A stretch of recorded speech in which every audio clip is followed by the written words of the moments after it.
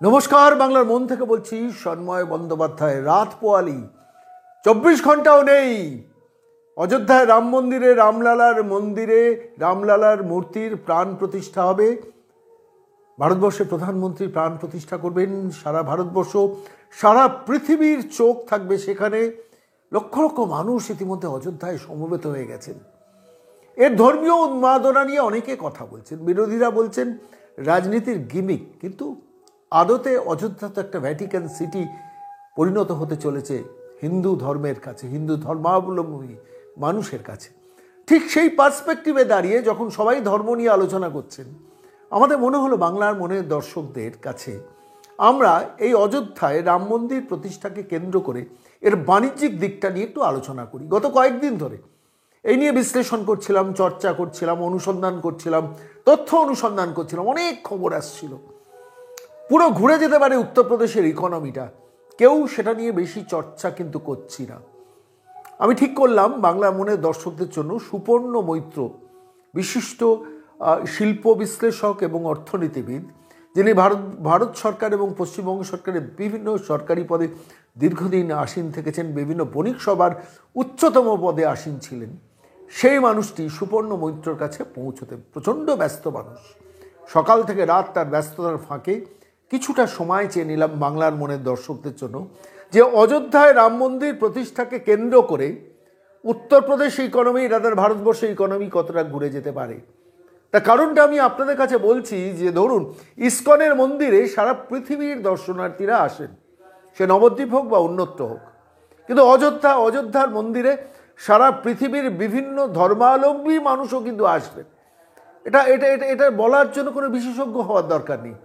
তার ফলটা ইকোনমির ওপর কতটা ইম্প্যাক্ট পড়বে, এইটা নিয়ে আমি চর্চায় ব্যস্ত ছিলাম গত কয়েকদিন ধরে, এবং যা ধরা পড়েছে তা মারাত্মক। আমরা কল্পনায় আনতে পারছি না। একদিনে 1 লক্ষ দর্শক থাকবেন, তার জন্য 125টা আন্তর্জাতিক মানের হোটেল ব্যবসায়ীরা হোটেল নির্মাণ করছেন। তাছাড়াও তো অগুন্তি কিছু আছে, সেগুলো নিয়ে আমি চর্চায় যাব না। আমি শুনবো সুপর্ণ মৈত্রর কথা, যে মানুষটি সরাসরি আমাদের বাংলার মনকে একদম খুলে ভেঙে সবকিছু তথ্য দিয়েছেন। রাত পেরোলেই মহাযজ্ঞ অযোধ্যায়। কেউ কেউ বলছেন যে অযোধ্যা আলটিমেটলি ভ্যাটিকান সিটিতে পরিণত হতে চলেছে, যেখানে সারা পৃথিবীর মানুষ মানে যাদের আবেগ জড়িত থাকবে তারা জড়ো হবেন এবং একটা একটা একটা অন্তরাত্মা থেকে তারা ছুটে ছুটে আসবেন। তা আমি আজকে যে বিষয় নিয়ে আপনার কাছে এলাম, বিষয়টা একটু স্বতন্ত্র। যে অযোধ্যাকে কেন্দ্র করে যে আবেগ আবর্তিত হচ্ছে, সেই পরিস্থিতি দাঁড়িয়ে আমি শুধু আপনার কাছে একটা প্রশ্ন রাখবো সুবর্ণবাবু, সেটা হচ্ছে যে অযোধ্যা কি শুধু ধর্মীয় স্থান হিসেবে চিহ্নিত হবে? তার কি কোনো ব্যবসায়িক বা বাণিজ্যিক ইম্প্যাক্ট হবে না?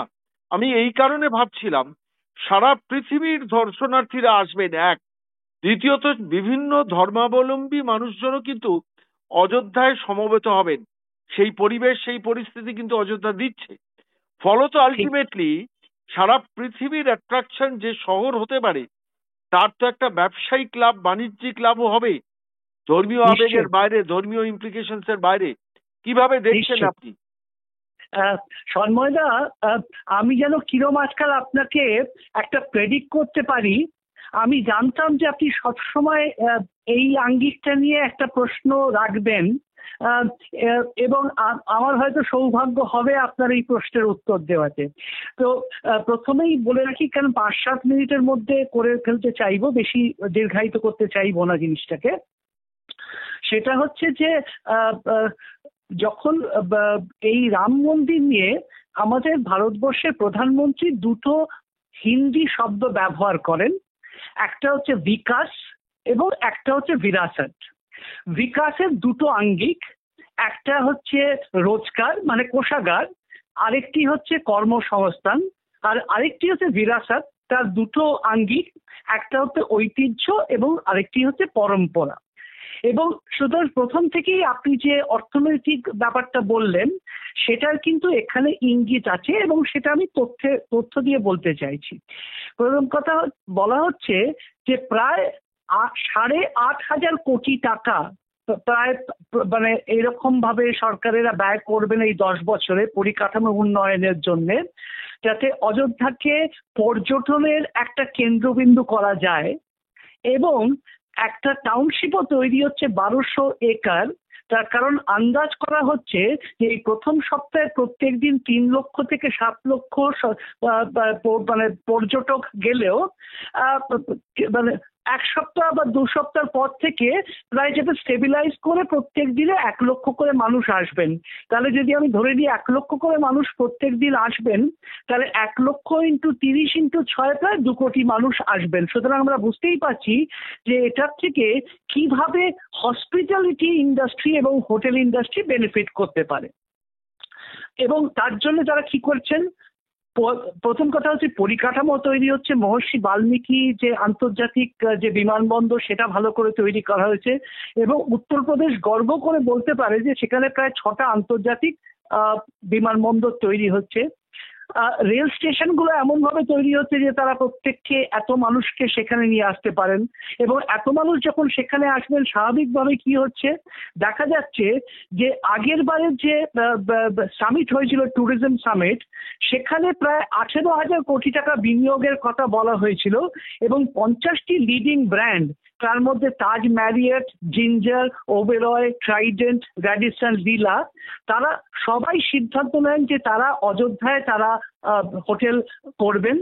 এবং প্রায় 125টি হোটেল প্রজেক্ট পাইপলাইনে আছে, যার মধ্যে প্রথম ভারতবর্ষের 7 স্টার ভেজিটেরিয়ান হোটেলটাও এখানে আছে।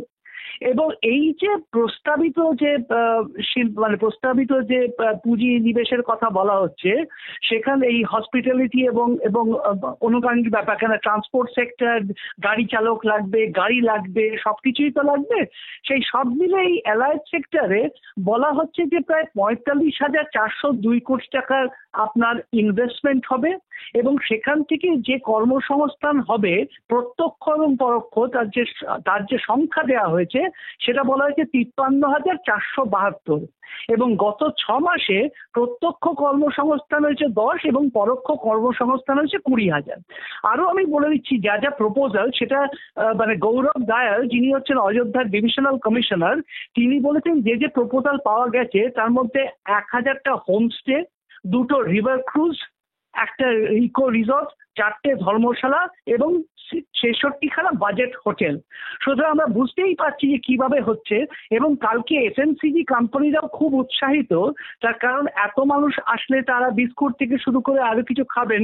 সুতরাং এই যে কিরানা, যেটা আমরা হিন্দিতে কিরানা বলি আর বাংলায় মুদির দোকান বলি বা অন্য কিছু, তারাও স্টক করছে যে কিভাবে সেইগুলো করবে। কিন্তু এখানে একটি চিন্তার বিষয় আছে সন্ময়দা। চিন্তার বিষয়টা হচ্ছে যে অযোধ্যায় এখনো এইরকম যদি শুধুমাত্র একটা রাম মন্দিরকে কেন্দ্র করে পর্যটক আনা হয়, তাহলে কিন্তু অযোধ্যায় 2 ঘন্টার বেশি মানুষকে ধরে রাখা যাবে না। লোকে লখনৌ থেকে আসবেন, 2 ঘন্টার মধ্যে আবার দেখাশোনা করে আবার ফিরে যাবেন।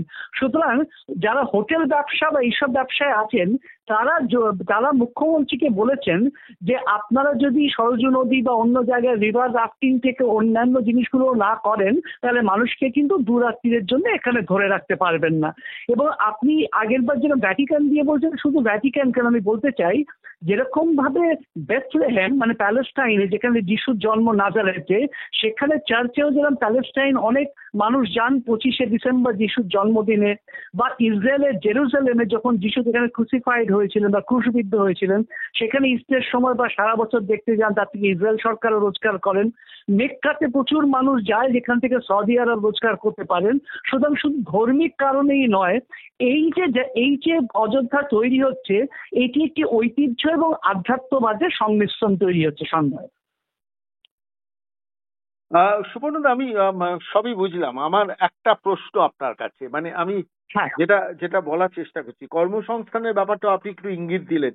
মানে 125টা যদি আন্তর্জাতিক মানের হোটেল ওখানে স্থাপিত হয়, সারা ভারতবর্ষের সারা পৃথিবীর দর্শনার্থীরা ওখানে জায়গা করে নেবেন।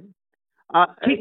সেটা ঠিক, কিন্তু টোটাল ইকোনমির ওপর এফেক্টটা কি পড়তে পারে? আমি হ্যাঁ উত্তরপ্রদেশের হ্যাঁ economy র ওপর। সেটাই আমি বলছি যে আপনি যদি ধরেন যে প্রথম কথা হচ্ছে যে 1 লক্ষ পর্যটক প্রত্যেক দিন যাচ্ছেন, হুম, ঠিক আছে, এবং অবশ্যই। শুধুমাত্র তো 1 লক্ষ পর্যটক, তারা আগামী 6 মাসে প্রায় 2 কোটি পর্যটক প্রায় উত্তরপ্রদেশের এই অযোধ্যা নগরীতে যাবেন।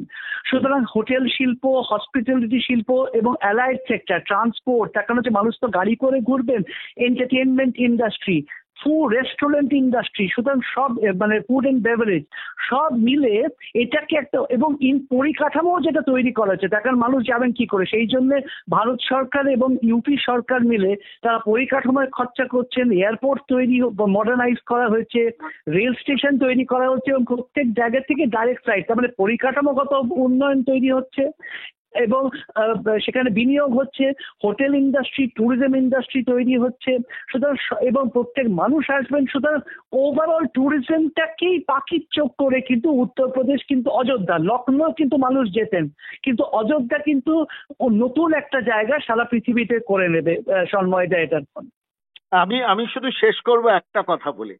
আমরা আমাদের বঙ্গজ মিডিয়া বা বাংলার মিডিয়া বা বাংলার এক শ্রেণীর রাজনীতিবিদ যোগী রাজ্য বলে যে বিদ্রুপটা করতেন, আপনারা দেখেছেন লালুর রাজ্য বলে বিদ্রুপ করতেন। সেই লালুর রাজ্যে 1,20,000 শিক্ষক কন্ট্রাকচুয়াল কনফার্ম হলেন 70 দিনের মধ্যে। বাকি 90,000 কন্ট্রাকচুয়াল কর্মী মানে শিক্ষক তারা কনফার্ম হবেন।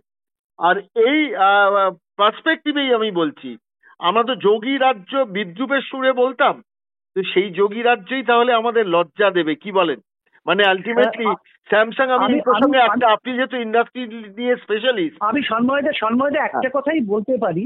প্রথম কথা হচ্ছে যে আপনি তো খুব সুন্দরভাবেই আজকে আমাদের এই কথোপকথনটা শুরু করেছেন।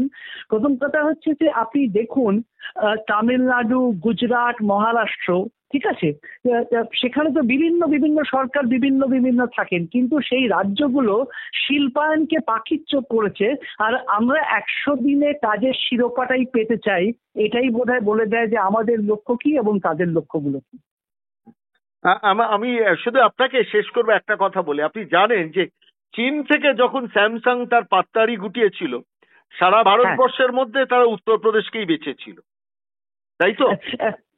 এই জন্যই যারা বাঁচে, তার কারণ হচ্ছে যে আপনিও অনেক দিন ধরে এগুলোর সাথে যুক্ত আছেন, বছর ধরে।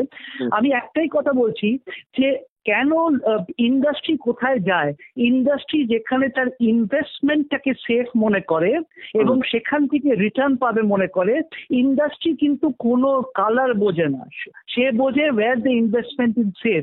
আমার মনে হয় নতুন এই যে উত্তরপ্রদেশ তৈরি হয়েছে, তারা বোধহয় এই সুরক্ষার বার্তাটাই বোধহয় শিল্পপতিদেরকে পৌঁছে দিতে সক্ষম হচ্ছেন বলেই আমি মনে করি। সম্মান।